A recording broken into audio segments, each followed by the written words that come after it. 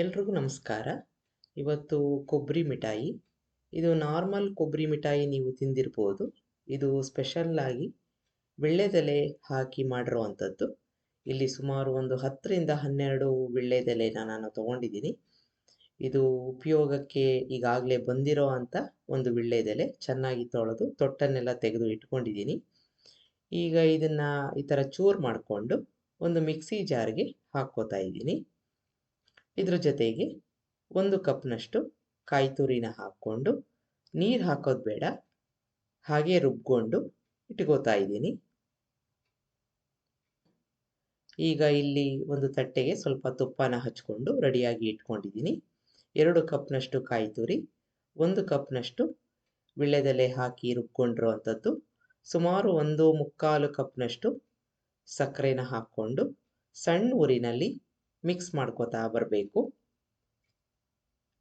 ಆ ಬಿಸಿಗೆ ಸಕ್ಕರೆ ಕರಗ್ತಾ ಬರುತ್ತೆ, ನೀರು ಹಾಕೋದು ಬೇಡ. ಈಗ ನಿಧಾನಕ್ಕೆ ಸಕ್ಕರೆ ಕರಗ್ತಾ ಇದೆ, ಮೆತ್ತಗಾಗ್ತಾ ಇದೆ. ಇದೇ ಥರ ಮಿಕ್ಸ್ ಮಾಡ್ಕೋತಾ ಇರಬೇಕು, ಇಲ್ಲ ಅಂತಂದರೆ ತಳ ಹತ್ತು ಬಿಡುತ್ತೆ. ಈಗ ಒಳ್ಳೆ ಪರಿಮಳ ಬರ್ತಾ ಇರುತ್ತೆ. ಇದಕ್ಕೆ 1 ಸ್ಪೂನ್ನಷ್ಟು ತುಪ್ಪನ ಹಾಕ್ಕೊಂಡಿದ್ದೀನಿ. ಈಗ ಮತ್ತೆ ಮಿಕ್ಸ್ ಮಾಡ್ಕೋಬೇಕು. ಈ ರೀತಿಯಾಗಿ ಕೊಬ್ಬರಿ ಮಿಠಾಯಿ ಮಾಡಿದಾಗ ನೀವು ಪಾನ್ ತಿಂತೀರಲ್ಲ, ಅದೇ ರೀತಿಯಾಗಿ ರುಚಿ ಇರುತ್ತೆ, ತುಂಬ ಚೆನ್ನಾಗಿರುತ್ತೆ. ಒಂದ್ಸಲ ಮಾಡಿ ನೋಡಿ. ಈಗ ಕೆಲವೊಂದು ಡ್ರೈ ಫ್ರೂಟ್ಸ್ನ ಹಾಕ್ಕೊಂಡಿದ್ದೀನಿ. ಇದು ಆಪ್ಷನಲ್ಲು, ಬೇಡದೆ ಹೋದರೆ ಸ್ಕಿಪ್ ಮಾಡ್ಬೋದು. ಈಗ ಮತ್ತೆ ಮಿಕ್ಸ್ ಮಾಡ್ಕೋತಾ ಇದ್ದೀನಿ. ತಳ ಬಿಡೋ ತನಕ ಮಿಕ್ಸ್ ಮಾಡ್ಕೋಬೇಕು. ಈಗ ನಿಧಾನಕ್ಕೆ ತಳ ಬಿಡ್ತಾ ಇದೆ.